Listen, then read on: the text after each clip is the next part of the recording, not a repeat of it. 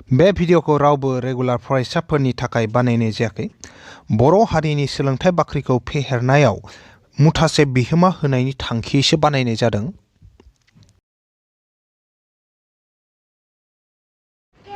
गोदान मोनसे थाखोसिम गासैखौ बरायबाय आरो दिनैनि थाखोखौ जागायनो आखायाव लाबाय। दिनै जों सोंनाय बिदां 3.4निनो नैबे 2 नाम्बारनिफ्राय जागायलांगोन। दा 2 नाम्बार थांनाय थाखोआव जोङो मा खालामदोंमोन? 3.4नि 1 नाम्बारनि जेसेबां सोंथि दंमोन गासै फोजोबदोंमोन जोङो। जुदि नैबे सोंनाय चैप्टार 3नि जुदि अबेबा मोनसे थाखोनि भिडिअखौ नायाखैमोनबा अब्लानिया आङो मोनफ्रोम थाखोनि भिडिअनि लिंकखौनो नैबे भिडिअनि डेसक्रिपसनाव होना दोनदों। डेसक्रिपसनाव थांनानै बैफोर लिंकफोरजों फारि फारियै गासैबो थाखोनि भिडिअखौनो गोसोबायदि नायनो हागोन। दा अब्लाथाय आं नैबे दिनैनि थाखोखौ जागायलांसै। दिनै जोङो 2 नाम्बाराव मा सोंथि दं बेखौ जागायनि। दा जोंनिया 2 नाम्बार सोंथिया ओरैबायदि, गाहायाव होनाय जेंनानि हांखआरि समानथाइ जरा दा होनना बुंदों। हांखआरि समानथाइ जरा दानांगौ आरो बिसोरनि मावफुंथायफोरखौ जुदि बियो थाथाय दङब्ला, माने जुदि बेयाव बिसोरनि मानफोरखौ दिहुनथावोब्ला, एक्सनि मान दिहुनथावोब्ला, वाइनि मान दिहुनथावोब्ला, अब्ला मा खालामनो? खोमोरनाय आदबजों खोमोरनाय आदबजों जों दिहुननांगौ आरो। दा होमबाथाय जों 3 नाम्बार सोंथिया मा दं बेखौ नायो। बेयाव दिनै जुदि जों रानग्राजों सेखौ दाजाबो आरो जुदि जों रानजाग्राजों सेखौ दाजाबो आरो रानग्रानिफ्राय सेखौ दानख'यो, मोनसे बोखावखोन्दोआ सेयाव सोलायो। बेयो 1/2 जायो जुदि जों रानग्राजोंल' सेखौ दाजाबो। बे बोखावखोन्दोआ मा होनना बुंदों आरो? अब्लाथाय मोनसे बोखावखोन्दोनि खोथा बुंदों, जेराव माने जोङो मा थायो? रानग्रा थायो आरो रानजाग्रा थायो आरो। अब्लाथाय गिबियावनो जों रानजाग्राखौ हमना लाबाय।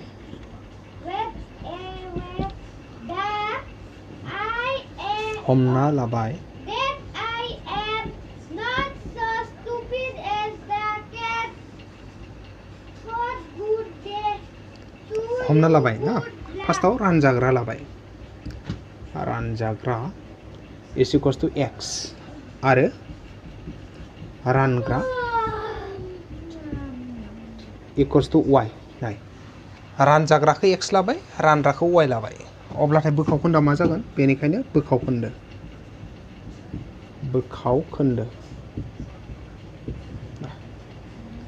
बोखावखोन्दोआ मा जागोन? बोखावखोन्दोआ जाबाय x/y। बोखावखोन्दोआ जागोन x/y। मानो होनबा रानजाग्राया x गोजौआव थाबाय, रानग्राया मा? y नालाय गाहायाव थाबायना। बोखावखोन्दोआ x/y जाबाय आरो। अब्ला दा सोंथिया माबायदि होनदों बेखौ जों नायनि। सोंथि बादियै बेयाव जोंहा जाय बोखावखोन्दो होनाय दंना, बोखावखोन्दोआ मामोन? x/y मोन आरो। नैबे बोखावखोन्दोआ मा? x/y। नैबे बोखावखोन्दोनि खोथाखौ बुंदों जोंना। माबायदि होनदों बेखौ नायनि जों नाय। जुदि जों रानजाग्राजों सेखौ दाजाबो, रानजाग्राजों से दाजाबो होनदों। नै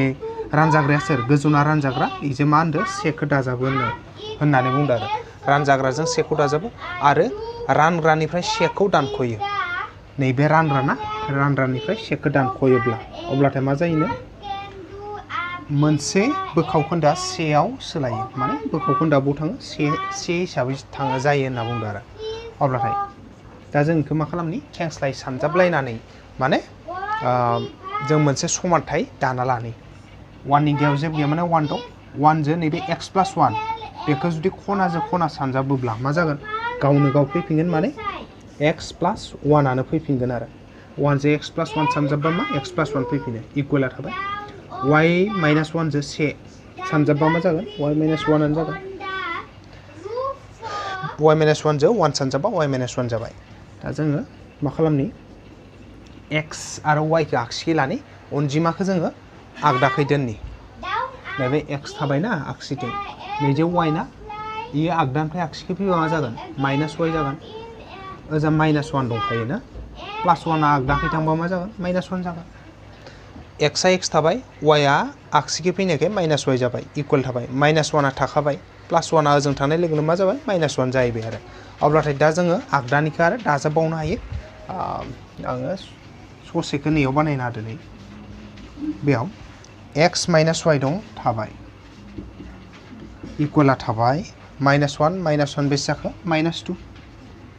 से नाम्बार समानथाय खालामबाय आरो नेक्स्ट मोनसे कन्डिशना मा होदो इखौ नायनि जोंना नैबेया लागिन थांबायना एबारनिफ्राय बेयो 1/2 जायो होनना बुंदो सोरो नैबे बोखावखोन्दा x by y आ नै जे x by y बोखावखोन्दो दंना इयो मा जायोनो से जायोनो अ सरि 1/2 जायोनो 1/2 जायो बोखावखोन्दा 1/2 जायो जुदि होनदो जों रानग्राजोंल' सेखौ दाजाबो रानग्राया सोर गाहायना रानग्रा बेजों से दाजाबोब्ला होनना बुङो आरो अब्लानिया दा जों इखौ साजायना मोनसे समानथाय बानायलायनि आरो खेंस्लाय सानजाब x जो 2 सानजाब 2 into x 2x x जो 2 सानजाबा 2x इक्वला थाबाय y plus 1 जो 1 सानजाब मा जागोन y plus 1 आनो जागोन आरो नैबे y plus 1 जो 1 सानजाबनाया मा y plus 1 आनो मा खालामगोन जों y खौ आगसिखै लाबोगोन 2x थाखाबाय ना प्लास y आ जों फैबा मा जागोन -y जागोन आरो नैबे प्लास 1 आइखिन थाबोबाय बेखौ 2 नाम्बार समानथाय खालामबाय दा जों मा आदबजों बानायगोन इखौ बेखौ जोंखौ दिहुननो होदो माजों खोमोरनाय आदबजों दिहुननो होदो खोमोरनाय आदबजों अब्लाथाय दा जों खोमोरनाय आदबखौ बाहायनो हागोन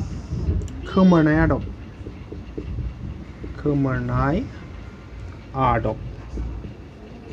खोमोरनाय आदबब्लाथाय जोङो x आरो y नि जितु थादेर बेखौ मिलायना लायो आरो ना दा इयाव जों नायनि से आरो 2 बेयाव x आरो y नि थादेरा जुदि मिलायखादोबा गोदानै मिलायफिननो नाङा जुदि मिलायाखैबा जों मिलायना लानांगोन दा इयाव नायबाय x नि थादेरा जेबो गैया माने 1 x नि थादेरा मा दं 2 दं x ना मिलायाखै y निखौबो नाय y नि थादेरा जेबो गैया माने 1 y नि थादेरा जेबो गैया माने मा 1 नाथाय इनि सिगाङाव माइनास दं माने -1 इनाबो माइनास दं नालाय -1 थामहिनबा मा y नि थादेरा मिलायखाना दं नालाय आरो इबो मोननैबो माइनास नालाय होमबा मा खालामनांगोन जों इ मोननैखौ केन्सेल खालामबा 1 निफ्राय 2 खौ माइनास खालामना होनांगोन आरो अब्लानो -y केन्सेल जालांगोन इयो नाय ओरैबायदि माने से दानख' 2 खालामनांगौ स' रमान 1 माइनास रमान 2 अब्ला मा जागोन जोंहा आगसिनिफ्राय आगसि माइनास आगदानिफ्राय आगदा माइनास दं नालाय ब्रेकेट बाहाय माइनास थाबा ब्रेकेट बाहायनांगौ नङाब्ला गोरोन्थि जानाय चान्सआ बांसिन थायो जों ब्रेकेट होनानै नैबे 1 नि आगसिथिं मा दं लिरबाय x - y माइनास थाबाय आरो 2 नि आगसिथिं मा दं 2x - y ब्रेकेटाव दोनबाय नाय मा खालामदो जोङो 1 नि आगसिथिं x - 1 दं इखौ लिरदो दानख'दो नालाय ना गेजेराव माइनास खालामबाय ओमफ्राय 2 नि आगसिखिनि 2x - y खौ जों ब्रेकेटाव दोनलायबाय इक्वल्स टु ओजोंहा लिरजायो लिरना होनि आं इयावनो दं इक्वल्स टु मा जागोन आगसिनिफ्राय आगसिना माइनास जाबाय आगदानिफ्राय आगदा माइनास जागोन माने -2 निफ्राय 1 आ माइनास जागोन आरो आच्छा नङाबा आं इक्वलखौ गाहायाव लिरदो नैयाव लिरदो दे मा दं 1 नि आगदाथिं -2 दंना दानख'गोन नालाय माइनास फैबाय आरो 2 नि आगदाखै मा दं 1 दं बेखौ जों दानख'ना होबाय -2 निफ्राय 1 खौ नै दानख'ना होबाय जों -2 निफ्राय 1 खौ दानख'ना होबाय एबार जोंहा मा थाखो जों दा इखौ सेफायनि नाय इयाव सेफायना होगोन जों आं इयाव लाबाय इमप्लाइसखौ नैखौ ब्रेकेट सेफायनो हायो x - y नाय माइनास ओमफ्राय 2x माइनास इन्टु माइनास प्लास y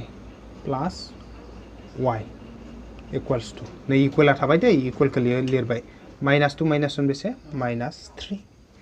अब्लाथाय जों नायनोसै इयाव मा दाननो हायो मा दाननो हाया जों इयाव नै -y प्लास y केन्सेल खालामनो हायो खालामबाय अब्लाथाय मा थालांखो जों नायनोसै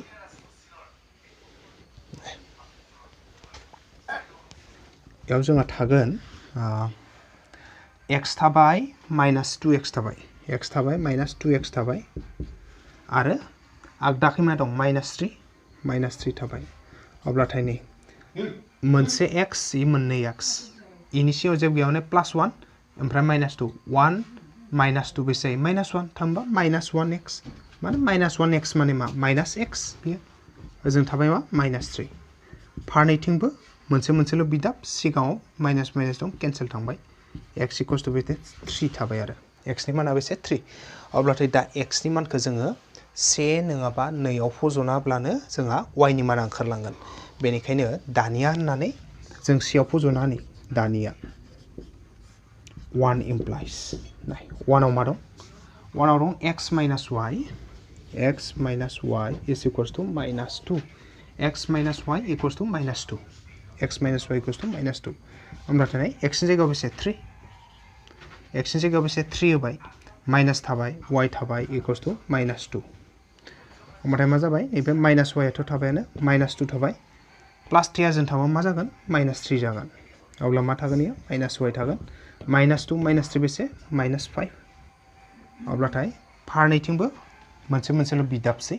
सिगाङाव माइनास दं इन सिगाङाव माइनास दं माइनास केन्सेल y थाबाय इक्वल्स टु बेसे 5 x आ बेसे 3 y आ बेसे 5 होमबाथाय जोंहा बोखाव खोन्दोखौ दिहुननो हानाय जाबाय बेनिखायनो बोखाव खोन्दो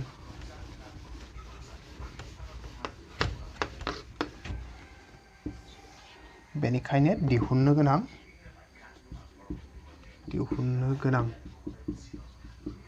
बोखाव खोन्दो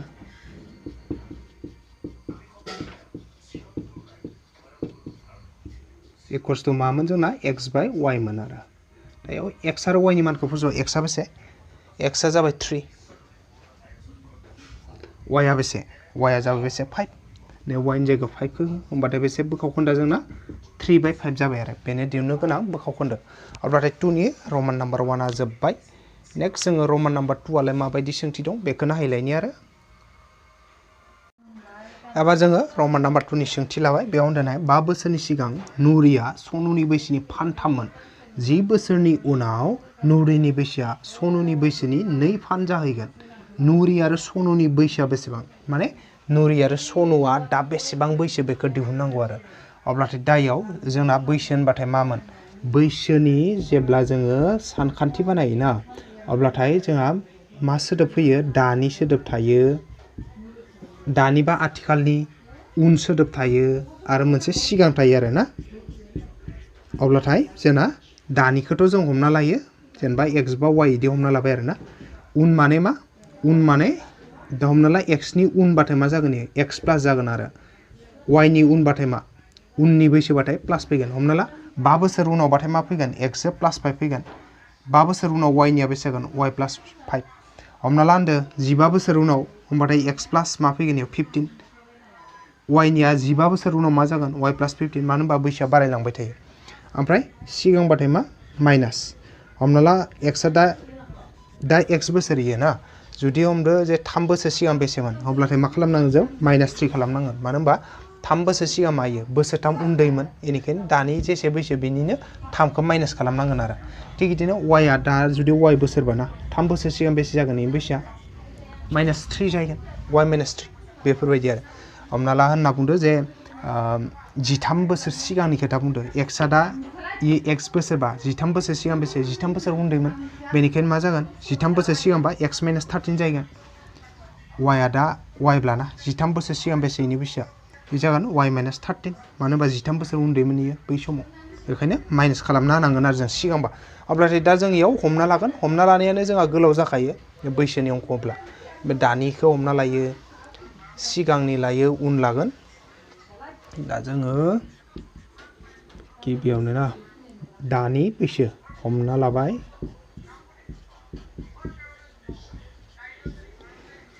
सोरमोन मामा मुंमोन बेयाव नुरि हमना लाबाय नुरिनि दानि बैसो इक्वल्स टु x बोसोर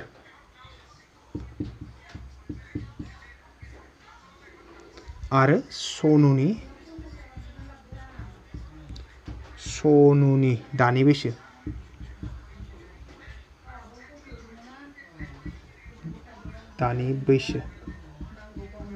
इक्वल्स टु बेसे y बोसोर जोङो नुरिनि दानि बैसोखौ लाबाय x बोसोर सनुनि दानि बैसोआ y बोसोर आरो अब्लाथाय दा सोंथिखौ नायगोन मा होनदों 5 बोसोरनि सिगां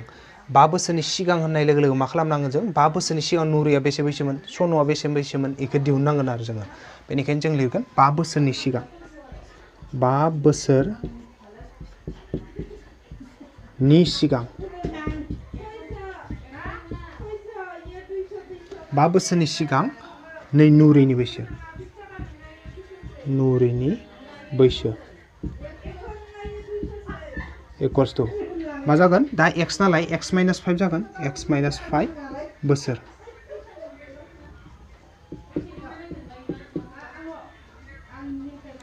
ओमफ्राय थिग बिदिनो 5 बोसोर सिगां सनुनि बैसो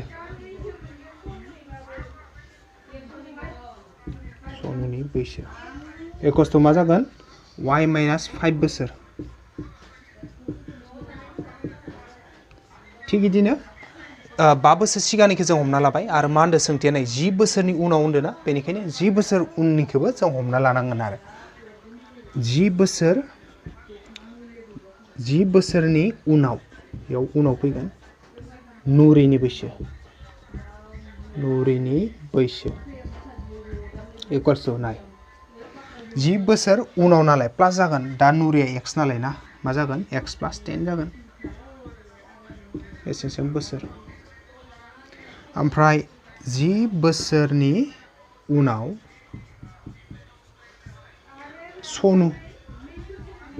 सनुनि बैसो बेसे जागोन सनुआ दा बर्तमाननिया सनुआ y नालाय ना y + 10 10 बोसोर उनाव नालाय +10 बेसेसिम बोसोर अब्लाथाय जोंहा हमना लानायाव 6था लाइन थांबाय एबार दा जों सोंथि बायदियै मा होनदों बेखौ जों नायनि सोंथि बादियै बेयाव लिरबाय जों सोंथि बादियै मा होनदों सोंथि बायदियै ओरै होनदों नै 5 बोसोरनि सिगां होननाय लोगो लोगो 5 बोसोरनि सिगां इसोरनि बैसोआ बेसे बेखौ लिरना लाखानि जों नाय नुरिया x - 5 सनुआ y - 5 नाय बेयाव लिरना लाखादों जों x - 5 नुरिया आरो सनुआ बेसे y - 5 बेखौ लिरना लाखाबाय जों 5 बोसोरनि सिगां खोथा बुंनाय लोगो लोगो 5 बोसोरनि सिगां होननाय लोगो लोगो 5 बोसोर सिगां सनुनि बैसोआ नुरिनि बैसोआ x - 5 सनुनि बैसोआ y - 5 बेखौ लाखाबाय बेयाव मा होनदों नाय नुरिया नैबे नुरिनि बैसो आरो ना सनुनि बैसोनि 3 फानमोन नैबे सनुनि बैसोमोन ना बेनि बेसेनो 3 फान बेयाव इकुवेल होबाय आरो माने 5 बोसोर सिगां नैबे नुरिनि बैसोआ सनुनि बैसोनि 3 फान माने मा सानजाबथाम बे आरो दा बेखौ जोङो ब्रेकेटखौ सेफायनानै मोनसे समानथाय खालामनो हागोन x थाबाय -5 थाबाय इक्वल्स टु 3 * y 3y इयाव जेबो गैया माने प्लास आरो प्लास इन्टु माइनास आरो 3 * 5 बेसे 15 बे दा जों बेखौ आरो साजायनानै 1 नाम्बार समानथाय बानायनानै लागोन दा इयाव जोंना ओरै थाबाय x थाबायना बे +3y जों फैबा मा जागोन -3y ओजा -15 थाबाय नैजे -5 नायो जों थांबा मा जागोन +5 जाहैगोन बेफोरबायदि अब्लानिया जोंहा बेखौ साजायबाथाय 1 नाम्बार समानथाय मोनगोन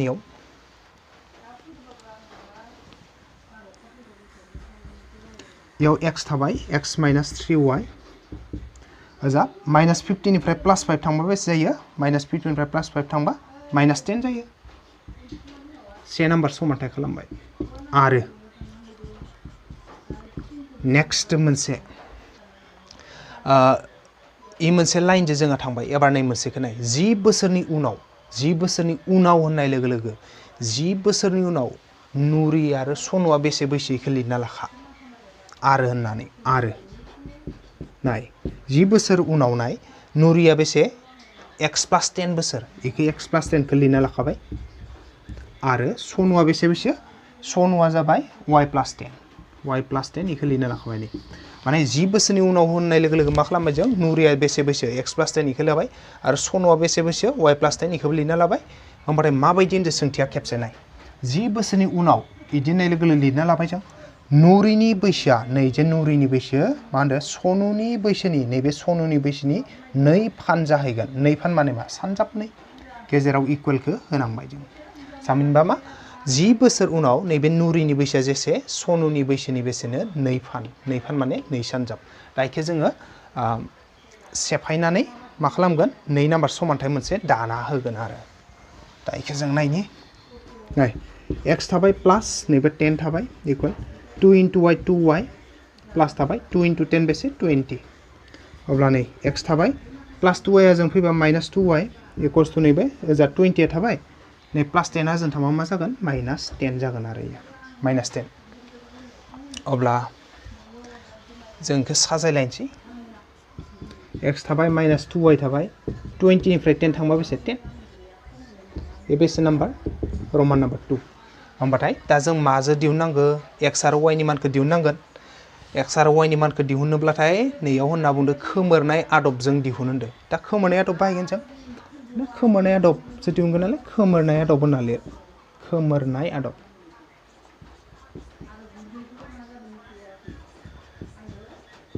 ना खोमोरनाय आदबा मा जागोन दा इयाव जों नायगोन से आरो नैयाव x आरो y नि थादेरखौ नायगोन जुदि मिलायखादोबाथ' जों मिलायना लानो गोनां गैला जुदि मिलायाखैबा जों मिलायना लानांगोन आरो x आरो y नि थादेरखौ नायनि नाय x नि थादेरा मा 1 दं x नि थादेरा 1 दं x नियानो मिलायखादो गतिके जों गोसोबा इखौनो दाननो हायो y नि थादेरा दं -3 y नि थादेरा -2 दं y निया गुबुन गुबुन दंबाबो जोंना x आनो मिलायखानाय नालाय +1 +1 इ +1 +1 मोननैबो एखे नालाय जों मा खालामनांगोन x खौ दाननोबाथाय नैबे सरि दे आं नैखौसो खोन्थिनांगोन नैखौ खोन्थिफ्लांबाय दं x मोननैनाबो 1 1 नालाय जोंना जिहेतु थादेरा बेनिखायनो 1 निफ्राय 2 खौ जेब्ला माइनास खालामगोन ना अब्लाथाय नैबे आगसिनिजों आगसि माइनास आगदानिजों आगदा माइनास अब्ला मा जागोन x केन्सेल थांगोन आरो अब्ला जोङो 1 - 2 खालामनि स 1 - 2 इमप्लाइज ब्रेकेट हो माइनास बा ब्रेकेट होनाया मोजां मा दं 1 नि आगसिथिं x - 3y माइनास आरो 2 नि आगसिनिखौ नाय मा दं x - 2y आगदाखै मा दं आगदाखै दं नैबे -10 -10 निफ्राय दानख'गोन नैबे 10 आ +10 खौ दानख'नांगोन माइनास खालामदों ना माइनास फैबाय +10 नैबे माने नै -10 निफ्राय नै +10 खौ माइनास खालामबाय -10 निफ्राय नै +10 खौ माइनास खालामना होबाय जों इयाव जिहेतु माइनास नालाय अब्लाथाय ब्रेकेटखौ सेफायना हो x थाबाय -3y थाबाय माइनास x थाबाय माइनास इन्टु माइनास प्लास जाबाय 2y मा थागोन -10 -20 अब्लाथाय मा जागोन इयाव +x -x केन्सेल जाबाय दा जोंहा मा थालांखो बेखौ जों नायनि आच्छा नैबे से नाम्बारखौ दानांगोन नालाय आं नैयाव लिरना दोनदो दे इयाव मा दं x - 3y इक्वल्स टु -10 लिरना दोनथ'बाय आं दानांगोन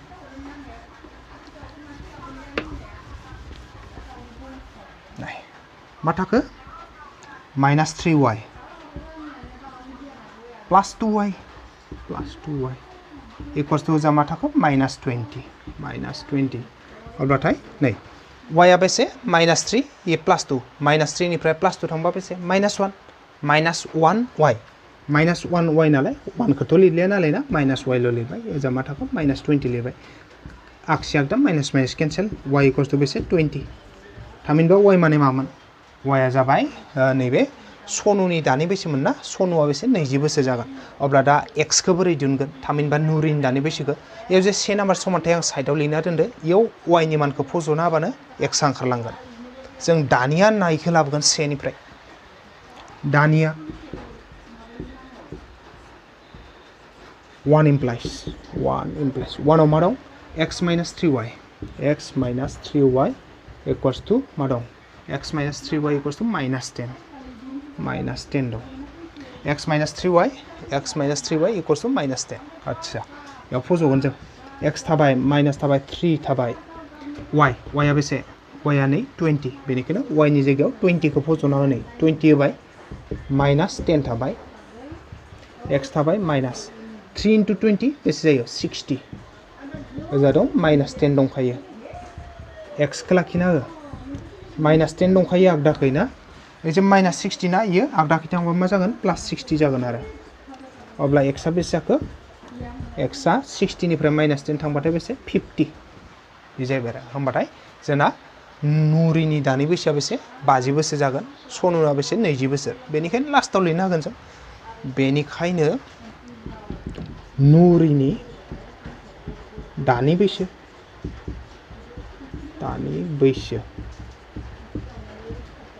एक्स मोन नालाय इनिया नुरिनि दानि बैसोआ बेसे 50 बोसोर आरो सनुनि दानि बैसो